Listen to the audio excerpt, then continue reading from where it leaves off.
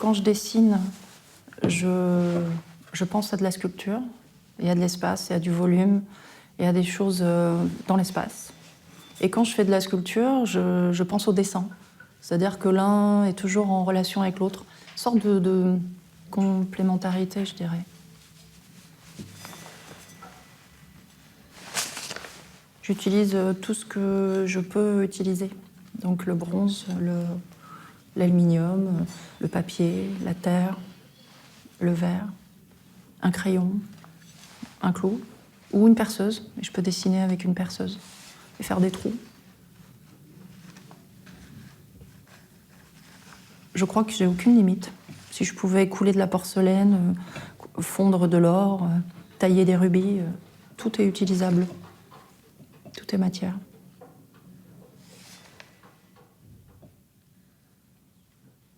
J'ai une tendresse pour la céramique. J'aime cette douceur.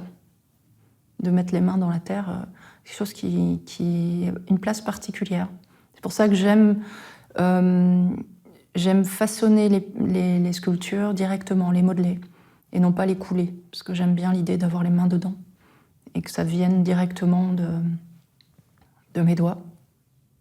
Ça éveille des sortes de mouvements, ou de gestes, ou d'intuitions très enfantines.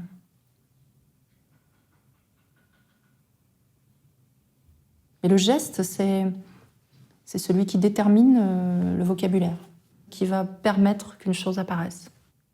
Il peut se transformer en fonction des besoins, il peut se refuser aussi, il peut résister. Le travail commence longtemps en amont, comme une sorte de récolte d'informations, puis un jour, ça arrive comme une nécessité. Quand je vois les pièces que je dois produire, parce que je pense que c'est de l'ordre de la vision, il n'y a aucune discussion. Je ne discute pas ni la forme ni le fond. Je ne cherche pas à modifier ce qui advient. J'ai l'impression de travailler à une sorte de pièce qui n'a pas de fin. Tous les dessins, les sculptures, même les vidéos ou les pièces sonores sont une seule installation. C'est un corps éclaté en 1000 morceaux. Et idéalement, j'aimerais un jour tout rassembler. Les animaux qui sont présents dans le travail sont souvent des facettes. Ils sont censés symboliser tout ce que l'on rêverait d'être. J'aimerais être aussi légère qu'une hirondelle, aussi féroce qu'un chien en attaque. Je crois qu'ils sont là pour donner forme ou symboliser des moments de super pouvoir, de super possible, c'est-à-dire ce que je ne serai jamais, que je pourrais être. Ils sont des sortes d'autoportraits. L'obsession, c'est une explication à l'utilisation permanente des mêmes motifs, des mêmes gestes. C'est très cyclique. Et je me suis rendu compte que ces obsessions, c'était une façon aussi très confortable et naturelle de revenir à ce qui est dit et de rajouter un mot à la phrase. Parfois, dans ces obsessions-là, j'ai l'impression d'épuiser quelque chose pour arriver exactement à l'endroit qui doit être le plus tendu, le plus dessiné, le plus juste. Pas forcément techniquement le plus réussi, on va dire, mais c'est une sorte de jeu d'équilibre et de mise en tension.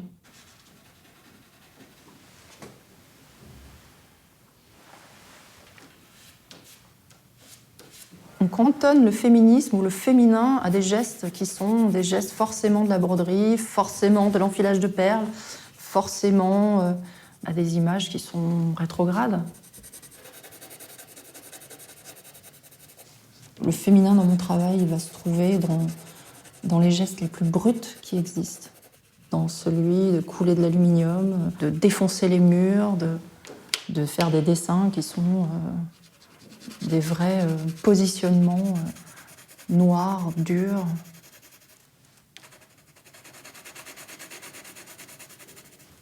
Il est maltraité, il est violenté, il est réduit à des corps qui se contorsionnent dans tous les sens pour pouvoir trouver la bonne façon d'être au monde.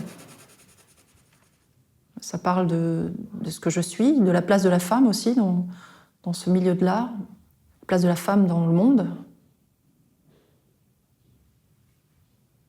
Les décapités, pour moi, c'est la plus belle image qui existe pour expliquer ce que je suis.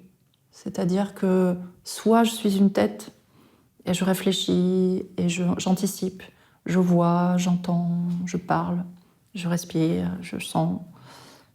Tout se fait avec intelligence, c'est-à-dire une sorte de lien entre toutes ces informations pour que je puisse avancer. Mais cette tête est dissociée du corps parce que le corps est dans un rapport brutal.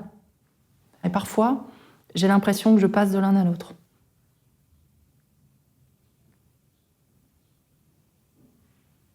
Mon travail est peut-être mélancolique, mais il est aussi heureux, je crois. C'est un travail amoureux. J'aime bien l'idée que ce soit une histoire d'amour, parce que ça voudrait dire qu'il y a de la douceur, de la tendresse, mais il y a aussi de la violence, de la brutalité. Il y a des cœurs brisés, il y a des rapports au corps, il y a un face-à-face, et il y a une vérité.